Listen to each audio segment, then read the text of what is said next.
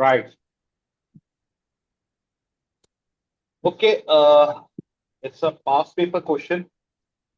Exam kit में भी है, कैप्टन एग्जाम किट में भी ये क्वेश्चन मौजूद है, पास पेपर में है। सितंबर दिसंबर 2023 का ये क्वेश्चन है, 10 into कप। ठीक है। अब प्लीज रिक्वेस्ट यही होगी पास पेपर को करते हुए कि यार इसको इंटरेक्टिव बनाना है, और इसको इंटरेक्टिव बनाने का तरीका ये है कि आप अपने अपने माइक खोल लें और आपने जो है वो मेरे साथ पार्टिसिपेट करना है इस क्वेश्चन के लिए। ठीक है, ताकि ज़्यादा बेटर अंडरस्टैंडिंग हो सके क्वेश्चन की। तो इसी तरह जो है वो क्वेश्चन इंटरेस्टिंग बनेगा और समझ में बेहतर भी आएगा। ठीक है, तो अपने वेब कैम्स और अपने माइक्स ऑन कर लिएगा। कोई भी सवाल वगैरह हो तो साथ के साथ पूछना। ठीक है।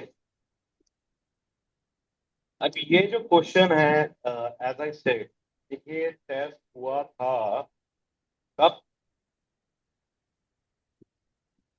2023 में। है, एक इंटरेस्टिंग क्वेश्चन है ये। और इस क्वेश्चन, अच्छा, क्वेश्चन को करने की ट्रिक या एक अप्रोच आपकी क्या होनी चाहिए कि पहले आपने बैकग्राउंड इंफॉर्मेशन देखी क्वेश्चन की, ठीक है, जो आ रही, और उसके बाद आपने सीधा सीधा रिक्वायरमेंट्स पे जाना है और रिक्वायरमेंट्स देखनी है सर। ठीक है, तो अब वही करते हैं हम लोग। Required in accordance with IFRS accounting standard, describe how an entity, बल्कि मैं क्यों पढ़ रहा हूँ क्वेश्चन ये। अरे जी, क्वेश्चन रीड करें मेरे साथ, रिक्वायरमेंट रीड करें।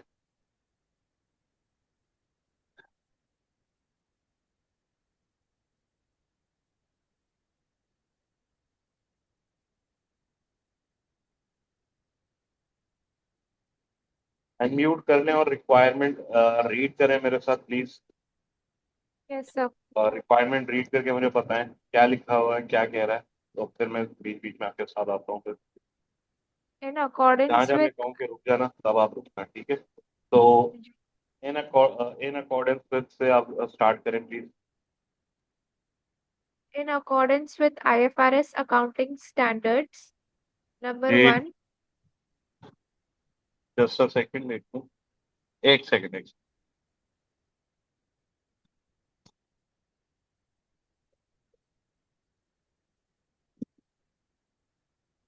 आप करें। yes sir. Screen नहीं आ रही sir. Okay. Yeah, now it's visible. In accordance with IFRS accounting standards. Number G. one, हम्म। describe how an entity assesses whether the transfer of an asset qualifies as a sale in a sale and leaseback accounting. Okay. Number two, explain how sale and leaseback transactions are dealt with by the seller lessee in accordance with IFRS 16 leases if the transfer of the asset qualifies as a sale. Okay. Number Number three, explain how sale and leaseback transactions are dealt with by the seller lessee if the transfer of an asset does not qualify as a sale. And number five, explain the effect on the accounting number treatment. 4। Number four, explain the effect of the accounting treatment if a sale and leaseback agreement contains a call option under which the seller lessee can, at its option, repurchase the property. Right. ठीक। There is और there is फिर आगे। there is no need to refer any exhibit. B requirement using hmm. Exhibit 1, explain in accordance with IFRS 16 the accounting entries for sale and leaseback transaction in the financial statements of Benito, and on 1st of January 20x7, if the head office transfers qualifies as a sale and does not qualify as a sale. C requirement using Exhibit 1, compare the impact of the head office transfers qualifying as a sale and not qualifying as a sale on Benito's company's financial statement and key performance indicators KPIs. Okay. Finally, professional marks will be awarded in Part C for the quality of the discussion regarding the effect on the financial statements and specific KPIs. यानी हमारे जो professional marks हैं वो हमें सिर्फ KPIs ये part सी में मिलेंगे, ठीक है। और अभी आज की क्लास में हम लोग जो है वो पार्ट सी डिस्कस भी नहीं कर रहे। उसकी रीजन ये है कि आपने भी केपीआईज आप लोगों ने भी कवर नहीं करे हुए, लेटर ऑन कवर करोगे, तो इसको बाद में करवाऊंगा। अभी आपने आईएफआरएस 16 किया हुआ है, तो आईएफआरएस 16 से रिलेटेड जो हमारी रिक्वायरमेंट्स आ रही हैं, रिक्वायरमेंट ए एंड बी, जो कि अराउंड हमारी 9 मार्क्स और 7, अराउंड 16 मार्क्स की हैं, इनको हमने कवर करना है, ठीक है। तो अब वापस सिनेरियो पे आते हैं और बैकग्राउंड से आप अब मेरे लिए रीड करना शुरू करें। Yes, sir. Background information. Benito Company is the real estate industry. The financial year end of Benito Company is 31st December 20x7. The yes. following the following exhibit provides information relevant to the question. Number 1, sale and leaseback describes a sale and leaseback transaction with OTIN company and the key performance indicators that are affected by sale and leaseback. Okay, तो हमेशा ख्याल रखना background information बहुत ध्यान से आपने पढ़नी है, ठीक है। क्योंकि इसके अंदर आपको एक तो ये पता चलता है कि यार वो जो बैकग्राउंड इंफॉर्मेशन में कौन सी इंडस्ट्री का सिनेरियो आपके पास आ रहा है। जैसे आपको ये पता चल रहा है यहाँ पे ये रियल एस्टेट इंडस्ट्री, ठीक है। और यहाँ पे आप जो रोल प्ले कर रहे हो, अब आप वो सीनियर मैनेजर या कह लो सीनियर कंसल्टेंट है जो कि आईएफआरएस की ट्रीटमेंट बता रहा है, तो भाई think like a professional accountant या IFRS adviser and the man, think like it, wear like it, sleep like it and eat like it, ठीक है। फिर sale and lease back transaction, sale and lease back transaction को बता रहा है और tank company में हुआ है और की परफॉर्मेंस इंडिकेटर्स इससे क्या अफेक्ट हो रहे हैं। आप एग्जिबिट 1 पे आ जाए जो कि सेल एंड लीज बैक पे वो आपसे बात कर रहा है। Exhibit 1, sale and leaseback. Sale and okay. leaseback. On 1st of January 20x7, Benito Company sold its head office, which had a carrying value of 3.75 million, to OTIN Company for cash of 7.5 million. On the okay same date, okay, pause pause Benito pause Company. Pause pause pause. 1 जनवरी हमेशा ख्याल रखना है भाई, किन चीजों का। सबसे पहले आपने हमेशा इन पेपर में एसबीआर का पेपर है, आगे जाके इंशाल्लाह ताला ट्रिपल ए पढ़ाऊंगा, वहां पे भी इन पेपर्स में डेट्स का आपने ख्याल रखना है। ईयर एंड क्या है, ईयर एंड वो आपको कह रहा है 31st December x7. X7, तो ईयर आपका शुरू कब हुआ है, 1st first January first x7. जनवरी को। तो और यहाँ पे जो सबसे पहली चीज आपने नोट करनी है वो क्या नोट करनी है कि ट्रांजैक्शन हुई कब है, 1 जनवरी 2000 X7 को ही हुई है, ठीक है। और Yes, क्या sir. हुआ है, हेड ऑफिस सेल करा है जिसका कैरिंग अमाउंट क्या है 3.75 मिलियन, ठीक है। Yes, sir. और कितने का कैश उसको मिल रहा है, for a cash of 7.5 million cash, ठीक है। अब आगे बढ़े। On the same date, Benito Company has entered into a contract with Otin Company to use the head office for 20 years, with annual payments payable at the end of each year. Both companies have correctly accounted for the transaction as a sale and lease back. At 1st ठीक। January X7, the fair value of the head office is 6.75 million. The present value of the annual lease payment is 5.47 million. Okay, contract में enter होते हैं on the, ठीक है, 1 जनवरी 7 को carrying amount थी 3.75 million, और टायनो company ने कैश दिया कितना, 7.5 मिलियन। बैनर कंपनी जो है वो कॉन्ट्रैक्ट में आती है कि वो हेड ऑफिस को यूज करेगी फॉर 20 years, जिसमें वो एनुअल पेमेंट्स देगी at the end of each year. ठीक है, करेक्टली वो कह रहा है कि भाई अकाउंट फॉर करा है as a sale and lease back. अच्छा जी, आगे चलते हैं। At 1 January 2007, fair value head office की क्या नजर आ रही है, 6.75 मिलियन, जबकि एनुअल लीज पेमेंट्स की वो आपको कह रहा है कि प्रेजेंट वैल्यू है 5.47 मिलियन। अच्छा जी,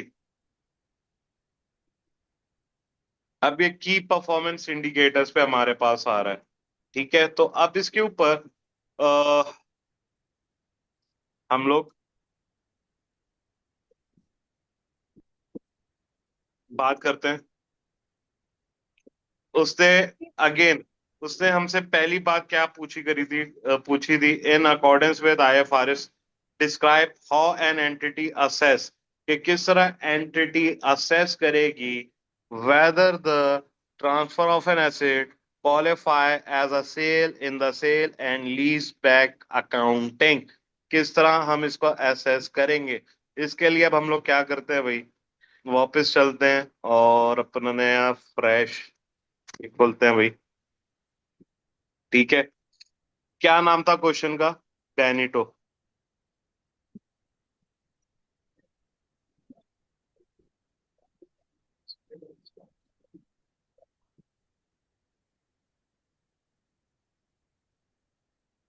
और पहली रिक्वायरमेंट हमारी क्या थी, ए,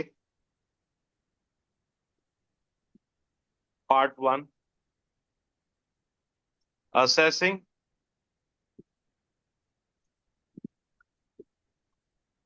weather the transfer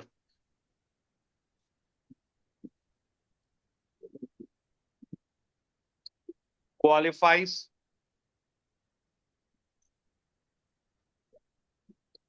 as a sale. हमारी जो पहली रिक्वायरमेंट है कि असेस करने के ट्रांजैक्शन हमारी क्वालिफाई हो रही है एज अ सेल, इस पे कौन सा स्टैंडर्ड अप्लाई होगा, सवाल है ये मेरा आपसे। IFRS 16. IFRS 15, exactly, right. चलो अब इस पे हम अपना सोल्यूशन बता। The entity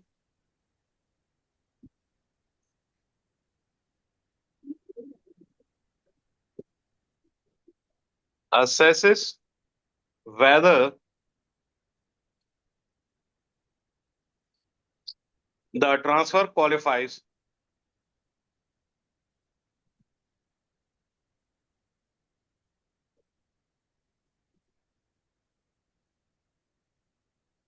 as a sale by using the guidance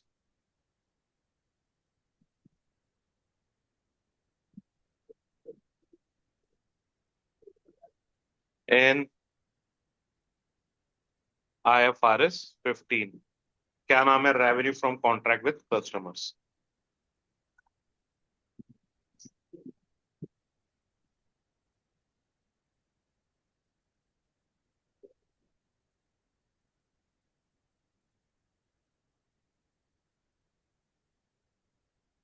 ठीक है, अब इसमें हम थोड़ी सी बता देंगे भाई क्या, ये स्टैंडर्ड की रिक्वायरमेंट क्या है कि जब हमने एसेस करना होता है कि सेल हुई है या नहीं हुई है, तो उसके बारे में बताएंगे। A sale has occurred when the seller has satisfied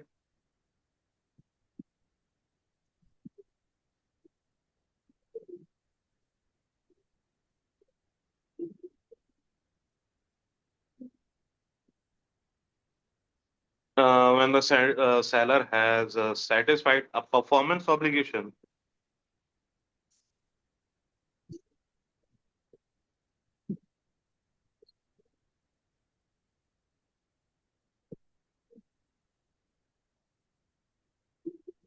by transferring control of the asset।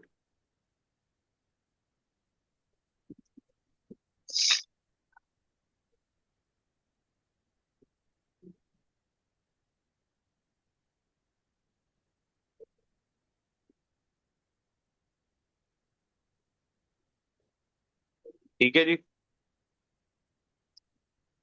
क्या अब आप क्या कहोगे कि भाई सेल, ये आपने देखना है कि सेल कब अकर होती है, जब सेलर जो है वो सेटिस्फाई कर देता है परफॉर्मेंस ऑब्लिगेशन और कंट्रोल जो है वो एसेट का ट्रांसफर हो जाता है। ठीक है, अब आप कंट्रोल के बारे में बताओगे। Control refers to the ability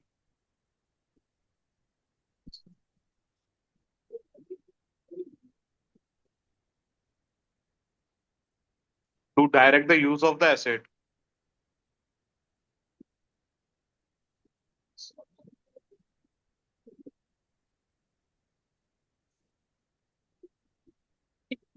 and to obtain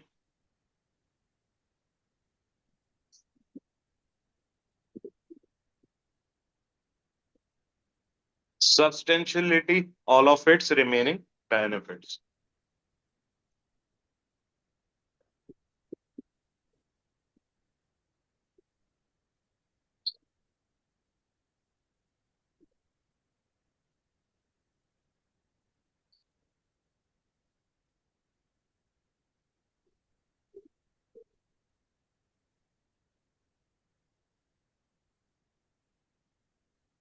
so and में आपने क्या बता दिया कि जी कंट्रोल उस एबिलिटी को कहते हैं जो कि एसिड का यूजेज जो है वो डायरेक्ट कर देता है, और ये से पता चल जाता है कि उस एसिड्स के रिमेनिंग बेनिफिट्स कौन लेगा।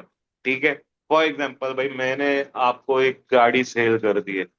ठीक है, अब आपके पास उसका कंट्रोल आ गया, तो उससे रिलेटेड बेनिफिट्स क्या अब आप उठा रहे हो नहीं उठा रहे? अगर आप उठा रहे हैं तो जाहिर है आपके पास उसका कंट्रोल आ गया। इतनी बात करिए। सो इस ये बात करिए, हमारा पहली रिक्वायरमेंट जो थी वो हो गई कंप्लीट। नेक्स्ट रिक्वायरमेंट क्या कह रहा है? Explain how sale and lease back transactions are deal with by the seller lessee in accordance with IFRS 16 leases if the transfer on asset qualify as a sale। ठीक है, so basically पहली requirement में हमारे पास 9 marks हैं। ठीक है, 9 divided by 4 कर लें तो अराउंड 2.2 मार्क्स समथिंग बन रहे हैं। अब नेक्स्ट हम लोग क्या है जी? नेक्स्ट रिक्वायरमेंट हमारी क्या है? Accounting treatment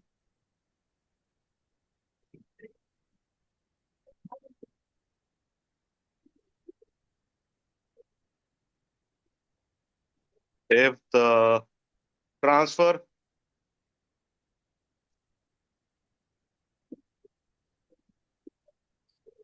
qualifies as a sale। ठीक है, तो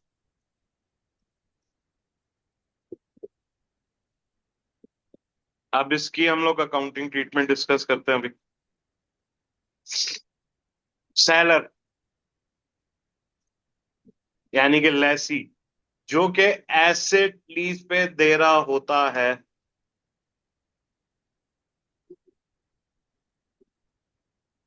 या सेलर या लेसी जो होते हैं वो क्या करते हैं, वो एसिड को अपने पास से, पहली चीज, डी रिकग्नाइज करते हैं, खत्म करते हैं। ठीक है, तो यह बात बोलेंगे, the seller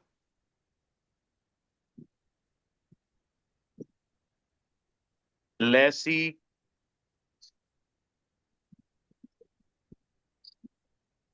D recognise the asset. फिर right of use asset recognise होता है ना। एक साइड पे right of use asset debit, और दूसरी साइड पे जो भी उसे होता है कैरिंग अमाउंट, उससे हम लोग इसको क्या करते हैं, एसिड को डेबिट करते हैं, और दूसरी साइड पे लाइबिलिटी को जो है वो रिकग्नाइज करते हैं, present value of lease payments को देखते हुए। तो अब ये बताते हैं हम इसको कि right of use asset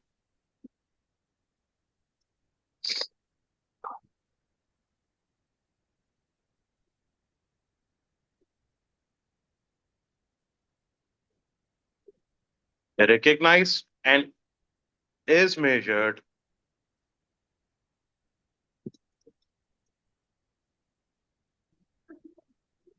at the proportion of the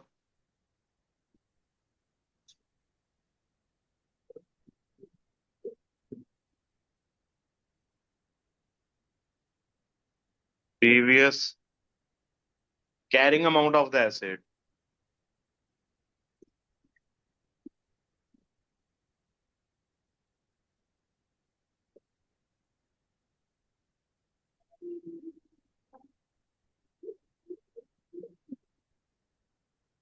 which relates to the rights retained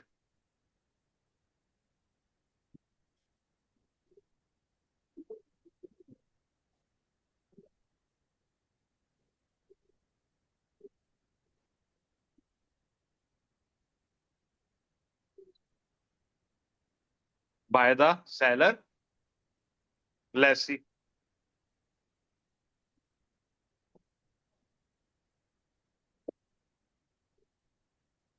अब वो लीज लाइबिलिटी से रिलेटेड बात कर लेते हैं। Lease liability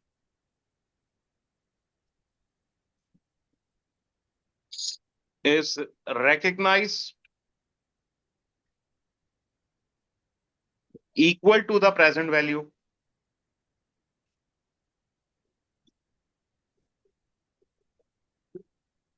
of the lease payments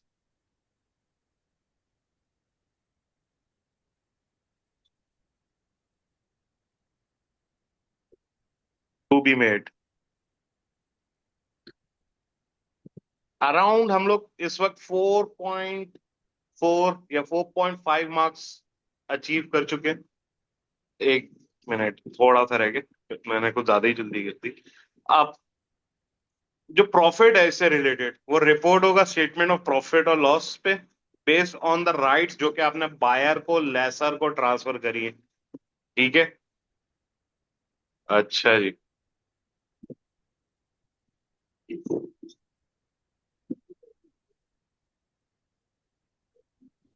अब प्रॉफिट और loss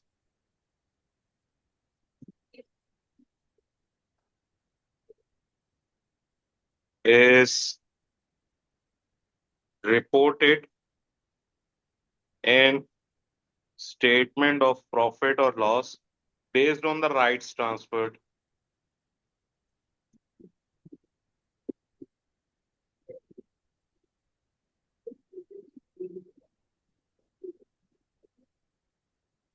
to the buyer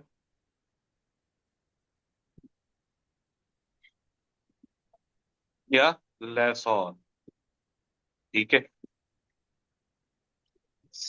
finally इस पे आगे मजीद क्या है, जो कि हम इस पे बताएंगे कि if the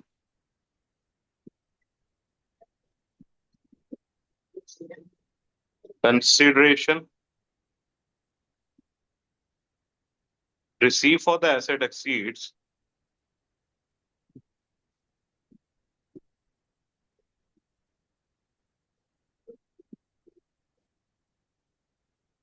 exceeds its fair value, this is accounted for as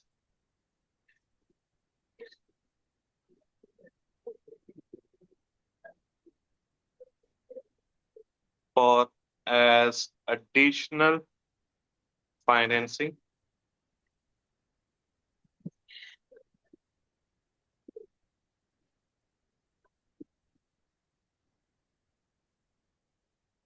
if the consideration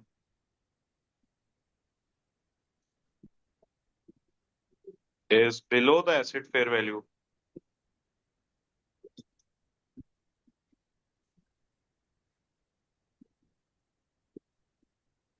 Then this is accounted for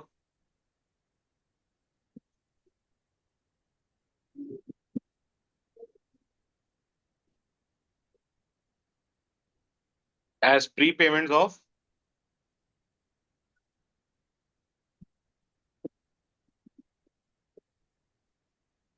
lease payments.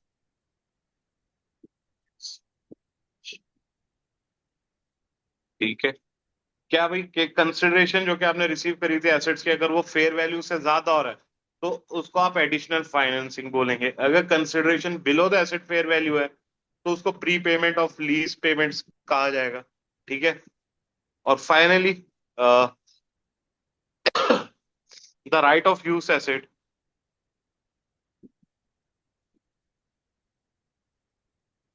is depreciated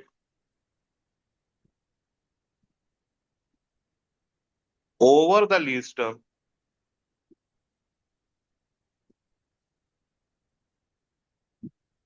Interest is charged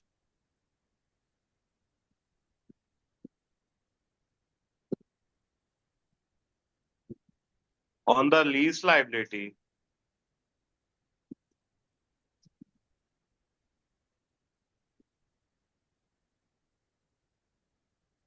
using the rate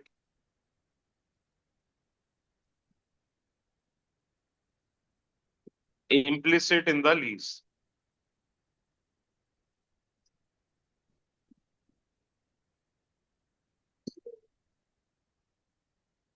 ठीक है, कि राइट ऑफ यूज एसेट जो है depreciate होता है lease term पे, interest जो है चार्ज होगा लीज लायबिलिटी पे, जो भी इंटरेस्ट रेट चल रहा होगा लीज का उसको देखते हैं। ठीक है, अब नेक्स्ट रिक्वायरमेंट पे आते हैं। Explain how sale and lease back transactions are deal with by the seller or the lessee if the transfer on asset does not qualified as a sale। चले जी, एक्सप्लेन करना है कि sale and lease back transaction को आप किस तरह deal करोगे with by the seller lessee. Seller और लेसी के पॉइंट ऑफ व्यू से, एक, अगर एसेट जो है वो एज अ सेल क्वालिफाई ना करे तो भाई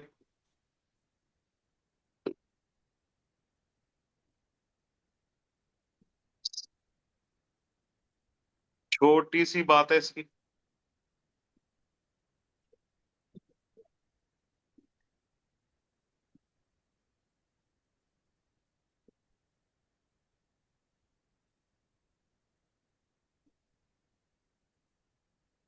third part, accounting treatment.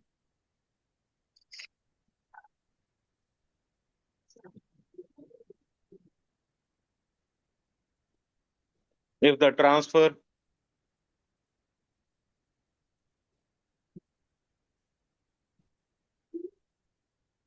does not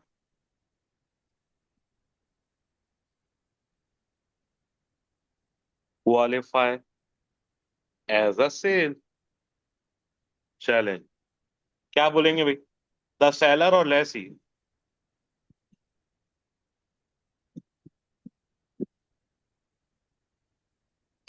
continues to recognize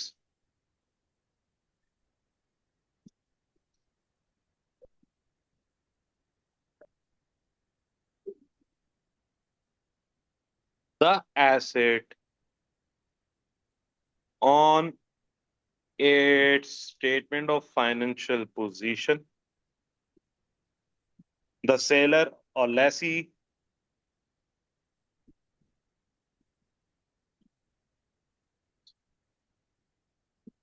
account for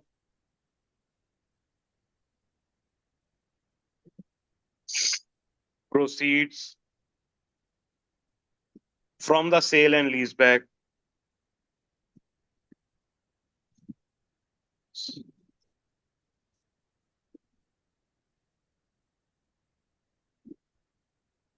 as a financial liability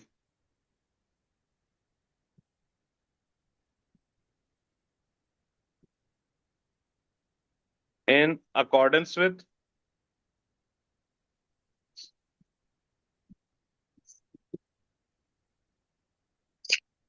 IFRS 9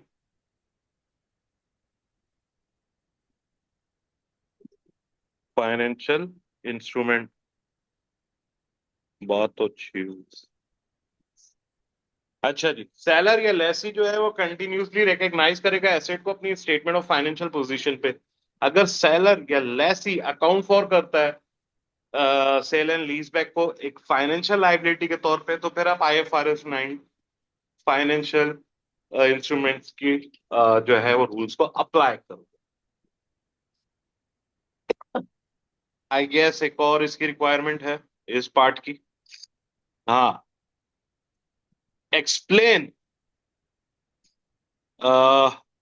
the effect on the accounting treatment if the sale and leaseback agreement contains a call option। call option क्या कि आप वापस ले सकते हैं asset को। under which the seller या lessee can at its option repurchase the property। कि भाई मैं प्रॉपर्टी वापस परचेज कर लूंगा आपसे। अगर ये ऑप्शन होगा कॉल ऑप्शन वाला, तो क्या अकाउंटिंग ट्रीटमेंट होगी, अब हम उसके ऊपर बात करते हैं। ठीक है, तो अभी तक क्लियर है या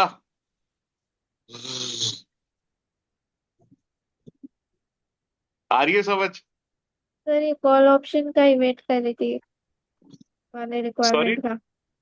was waiting for this call option requirement। हाँ, आप वही कर रहा हूँ। चलो ये करते हैं पहले।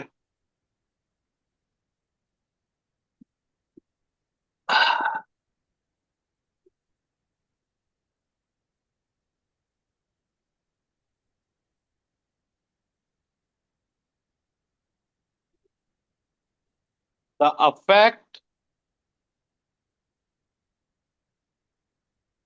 if an agreement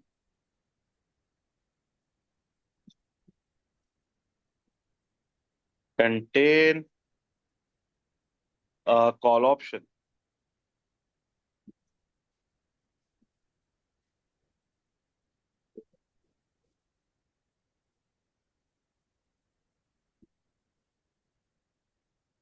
if the transaction contains, क्या बोलूंगा मैं, if the transaction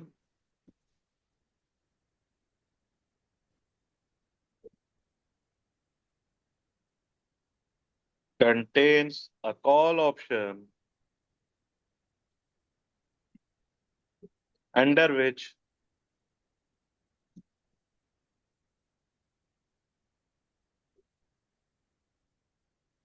the seller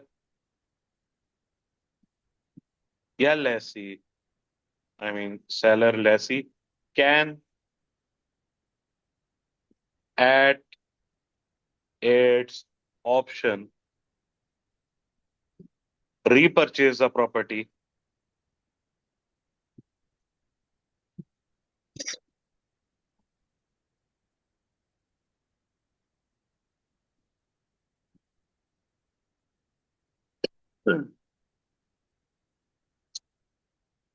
then such an option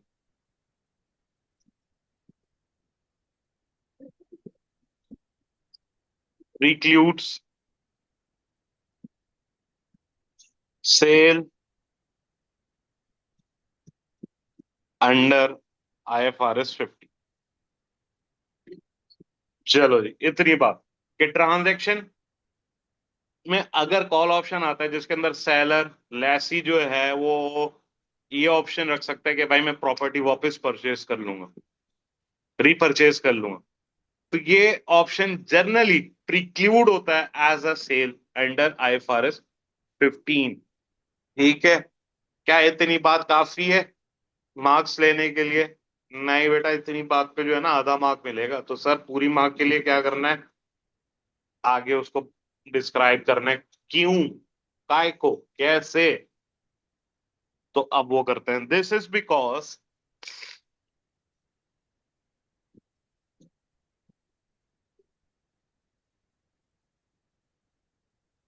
the existence of the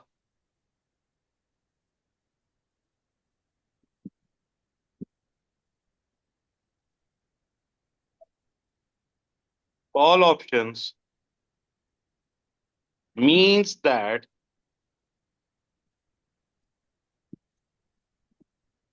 the seller lessee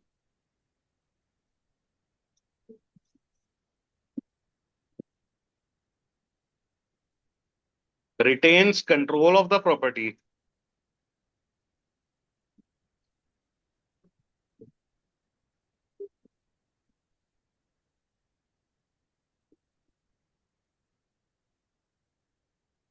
therefore sale and lease back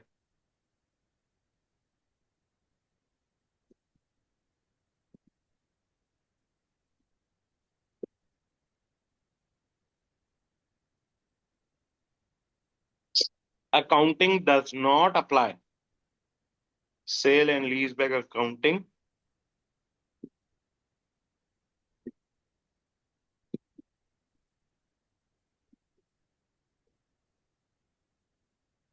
with the asset remaining on the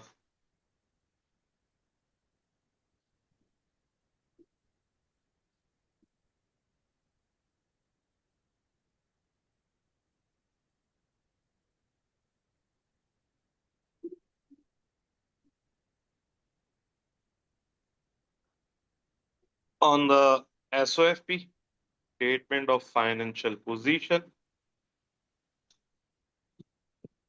and cash received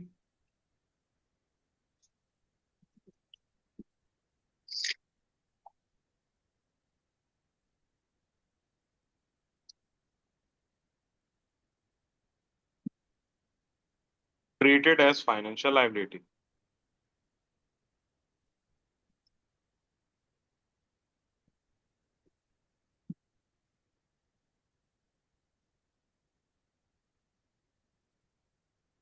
अच्छा जी, सो conclude करते हैं कि भाई क्यों, क्योंकि जो अगर call option आता है, अगर कॉल ऑप्शन आता है तो इसका मतलब है कि सेलर या जो लेसी है वो प्रॉपर्टी का कंट्रोल उसी के पास रहेगा। तो sale and lease back accounting अब यहाँ पे अप्लाई नहीं होगी, और जो रिमेनिंग एसेट है स्टेटमेंट ऑफ फाइनेंशियल पोजीशन में आ जाएगा, और कैश जो है वो आप फाइनेंशियल लाइबिलिटी के तौर पे उसको ट्रीट करोगे कि भाई आपने जो कैश लिया हुआ वो एक्चुअली लोन है। ठीक है, अच्छा जी। आप next question. Explain in accordance with IFRS 16 the accounting entries for the sale and leaseback transaction in the financial statement of the Beneteau Company on 1st January 2007. If the head office transfer qualify as a sale and does not qualify as a sale. अभी तक जो बातें हो रही थी ना 9 marks की, वो बड़ी मजेदार बातें थी, यानी कि आसान थी। आसान क्यों थी? Bookish knowledge, just bookish knowledge tag कर रहे थे, टकाटक टकाटक अकाउंटिंग ट्रीटमेंट्स बता रहे थे।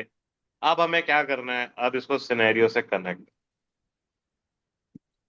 ठीक है, और एग्जिबिट 1 ही है हमारा, यानी कि ये area.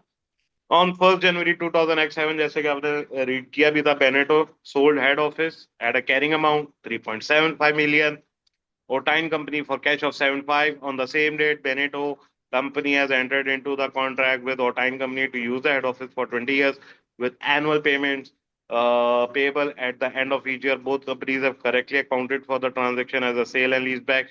At 1st January X7, the fair value of the head office is 6.75. Present value of the annual lease payment 5.47. तो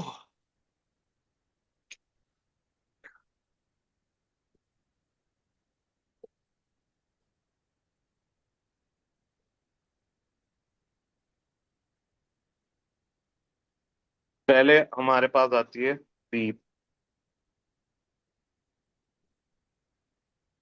head office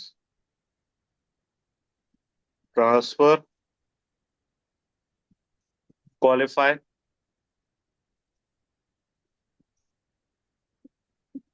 as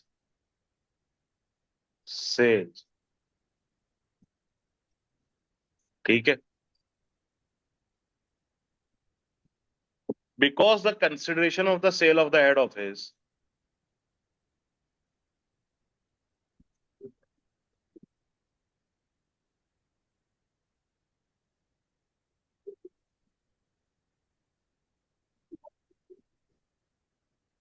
sorry for the sale of HO head office is not at fair value.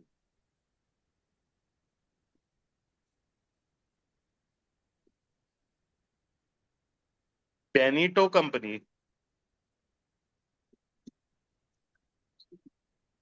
recognize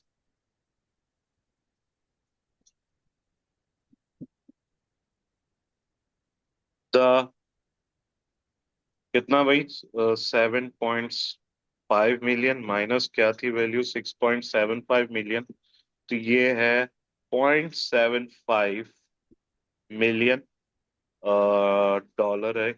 ठीक है, excess over fair value as additional financing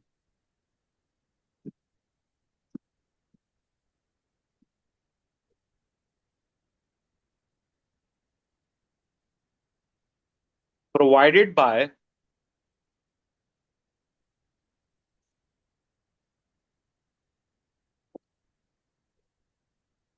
time company. ठीक है, अच्छा जी, आगे क्या बात करेंगे कि प्रेजेंट वैल्यू जो है एनुअल पेमेंट्स की वो अराउंड 7.5 माइनस 6.75 और 5.47 मिलियन जो है वो आ जाता है 0.75 मिलियन, ये आ जाता है जो कि एडिशनल फाइनेंसिंग या 4.72 मिलियन वो लीज से रिलेटेड है। अब प्रेजेंट वैल्यू के ऊपर बात करते हैं। The present value of the annual payments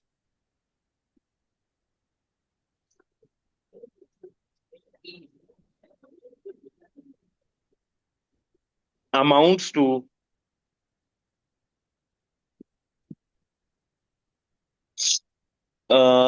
dollar कितने थे 5.47 मिलियन।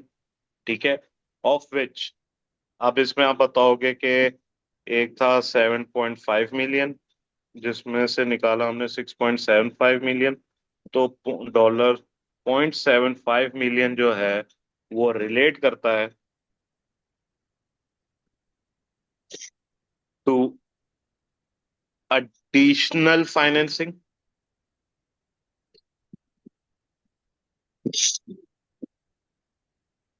एंड मजीद बताएंगे कितना 5.47 माइनस 0.75 मिलियन, यानी ये आ जाता है कितना dollar 4.72 million relates to lease. ठीक है, अच्छा जी, आप आगे क्या हुआ था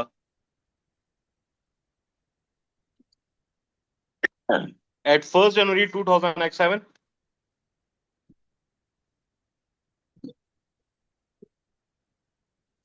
बेनेटो कंपनी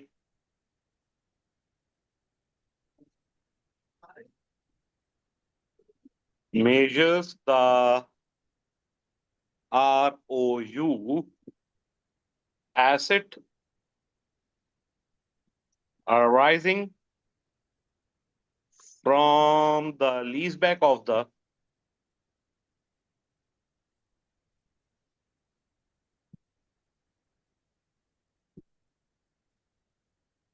बिल्डिंग। 1 जनवरी को बेनेटो कंपनी मेजर करती है राइट ऑफ यूज एसेट जो कि लीज बैक किया था बिल्डिंग का at the proportion of the previous carrying amount of the head office जो कि राइट ऑफ यूज रिटेन करने से आया था। ठीक है, building at the proportion of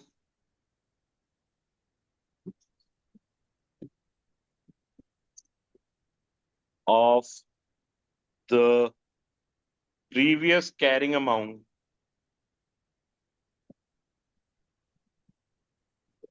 of head office which relates to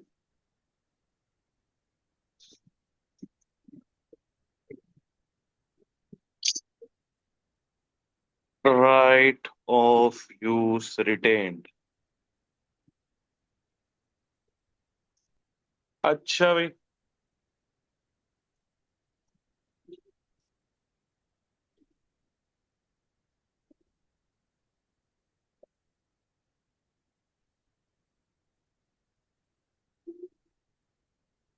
आप ये बताओगे कि भाई ये कैलकुलेट कैसे हो?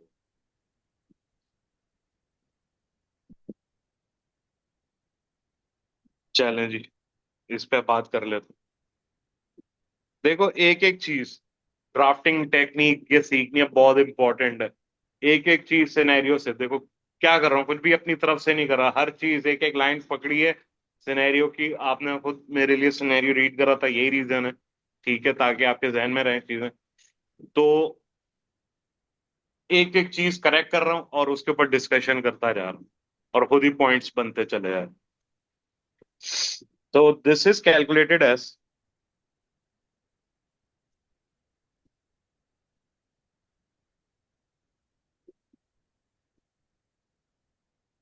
3.75 मिलियन। किस तरह, उसको मेथड भी बता देते हैं भाई।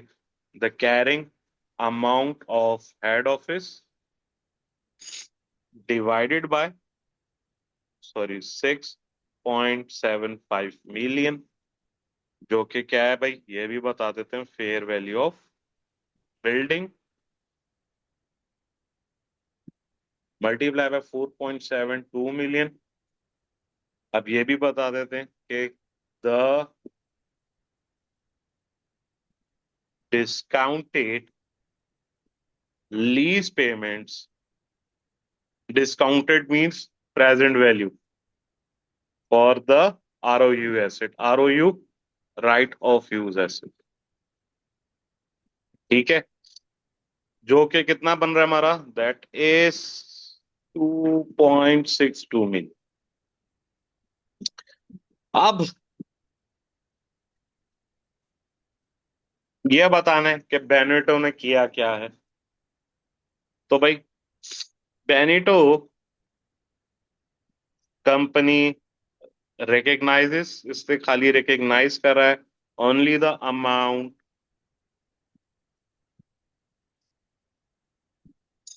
of the gain which relates to the rights transferred to ओटाइन कंपनी। ठीक है, इससे सिर्फ और सिर्फ अमाउंट ऑफ द गेन जो कि रिलेटेड था, जो कि राइट्स आपने ओटाइन कंपनी को ट्रांसफर करी है, उससे रिलेटेड किया। अब ये भी बता देते हैं, the gain of sale is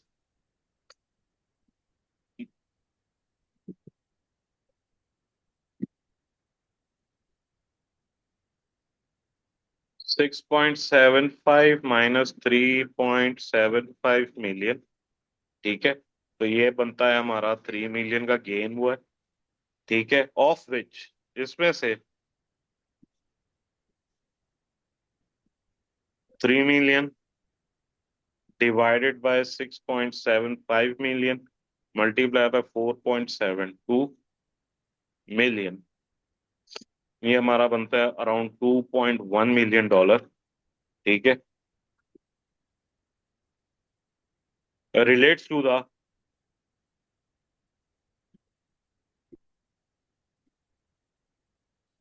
right of use to the head office retained by Beneto company, ये बता दिया। The rights transfer to the Otang company are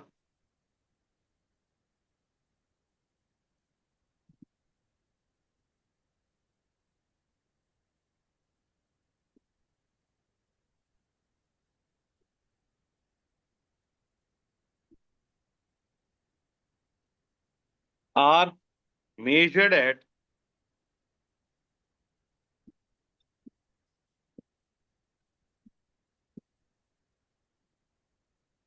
3 million, जो हमारा आ रहा है gain into 6.75 million, sorry into, और क्या करूं, डिवाइड ही करना था।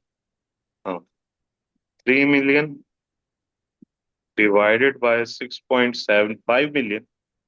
ठीक है, मल्टीप्लाई इसको करा 6.75, और जो लीज का था 4.72 मिलियन। तो ये अराउंड मेजर्ड हो जाएगा कितने पे, 0.9 मिलियन पे। अच्छा जी।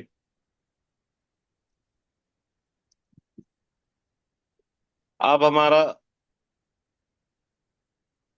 क्या रह गया अगर ये क्वालिफाई हो रही है एज अ सेल, तो इसकी अकाउंटिंग एंट्री एक करनी है, वो बता देते हैं। At 1 January 2007, Benetto company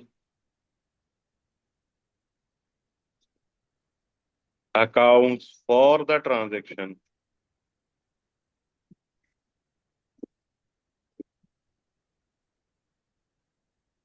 as follows: cash debit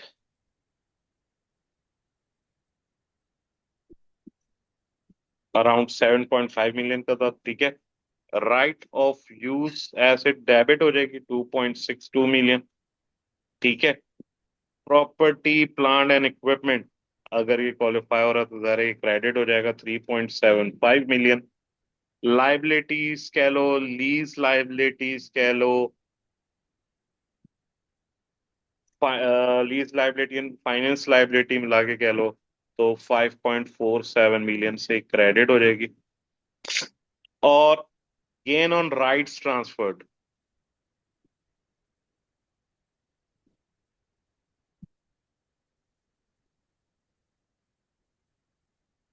जो कि हमारा स्टेटमेंट ऑफ प्रॉफिट और लॉस में जाएगा, अभी हमने लास्ट में देखा है 0.90 आ जाए। ठीक है। फाइनली थोड़ा सा हमारा डिस्कशन रह गया इस पार्ट को कंप्लीट होने में, और वो क्या है, head office transfer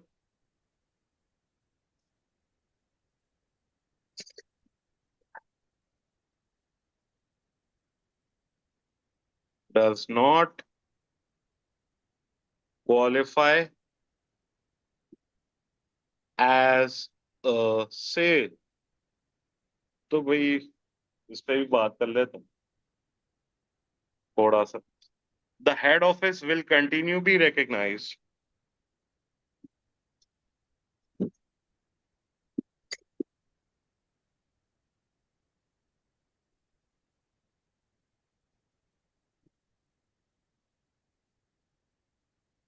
by Benito company at its carrying amount of कितना है भाई, $3.75 मिलियन। चलो, इतनी बात। आप लीज से रिलेटेड बात करें, वो लाइबिलिटी से रिलेटेड। अब financial liability is recognised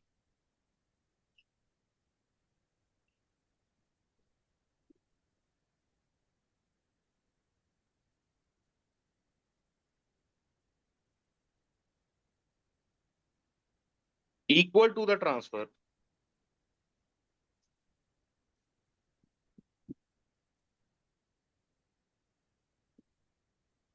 proceeds of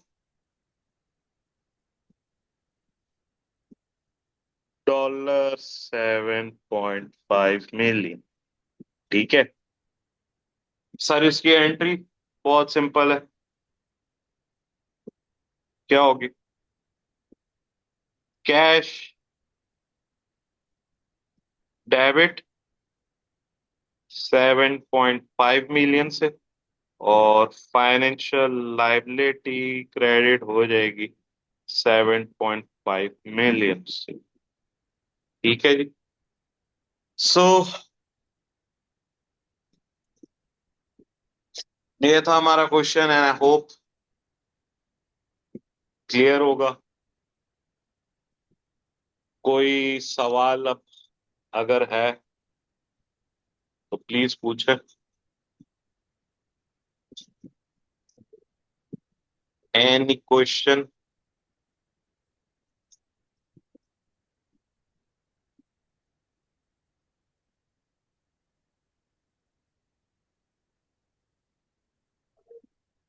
क्या हुआ, समझ आया नहीं आया? यस क्लियर है, कोई सवाल नहीं है? सर, वो जो लिंकिंग थी ना की परफॉर्मेंस इंडिकेटर्स के साथ, तो हम्म। उसका इम्पैक्ट फाइनेंशियल स्टेटमेंट्स में जो पड़ेगा उसका बताना है।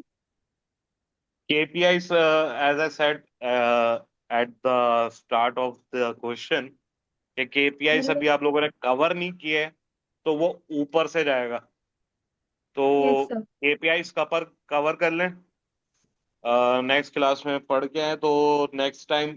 ये मेरे प्लान में है कि वो पार्ट मैंने आगे करवाना है। अभी अराउंड 11:37 तो मेरे पास हो गए हैं, तो अब वो मजीद आधा घंटा खींच जाएगा रिक्वायरमेंट। इसको मैंने नेक्स्ट टाइम के लिए रखा हुआ स्केड्यूल। Yes sir. ठीक है। डिस्पाइट ये रिक्वायरमेंट ए और ये रिक्वायरमेंट बी अभी हमने जितनी करी है, ये क्लियर है? यस इसमें सर। कोई मसला? नो क्या सर। फीडबैक है? ओवरऑल क्या फीडबैक है? ड्राफ्टिंग की टेक्निक वगैरह समझ में आई है? यस सर, सिंपल ड्राफ्टिंग सी सर, ऐसी ड्राफ्टिंग एग्जाम में लिखेंगे तो चलेगा, बिकॉज मोस्टली कैप्लन के तुम्हें कैसा आंसर है, पहले अकॉर्डिंग से चालू होता है स्टेटमेंट, फिर पूरा अकाउंटिंग फ्रेमवर्क का प्रिंसिपल वो लोग स्टेट करते हैं, and then they reconnect those above statements to the scenario. तो ऐसा लिखना है, या फिर डायरेक्टली सिनेरियो से ही कनेक्ट करना है। एग्जैक्टली बिल्कुल इसी तरह करेक्टिंग, ये ड्राफ्टिंग टेक्निक आपने लर्न करनी है और समझना है इसको। ठीक है, मजीद क्वेश्चन अभी आगे भी प्रैक्टिस करेंगे। आई विल कॉल, मतलब ग्रुप वगैरह में बताता रहूंगा। सो मजीद अगर आपके फ्रेंड्स वगैरह ग्रुप ज्वाइन करना चाहते हैं तो कर लें, उनको भी आप इनवाइट कर लें। ठीक है, ताकि मैक्सिमम लोग फायदा उठाएं उस चीज़ का, जो अभी आगे भी इस तरह के सेशंस में करूंगा। Yes sir. तो अभी आपका यहीं नेक्स्ट रखते हैं। सेशन आपका नेक्स्ट सेशन कब और कौन से टॉपिक पे होगा? मेनली देखो, पास पेपर्स पे करना है कवर। ठीक है, और अभी मैं कल तक प्लान करता हूँ, फिर मैं ग्रुप में ही बताऊंगा। Okay sir. ठीक है, okay, bye bye. Thank you sir. अल्लाह हाफिज। अल्लाह अल्लाह हाफिज।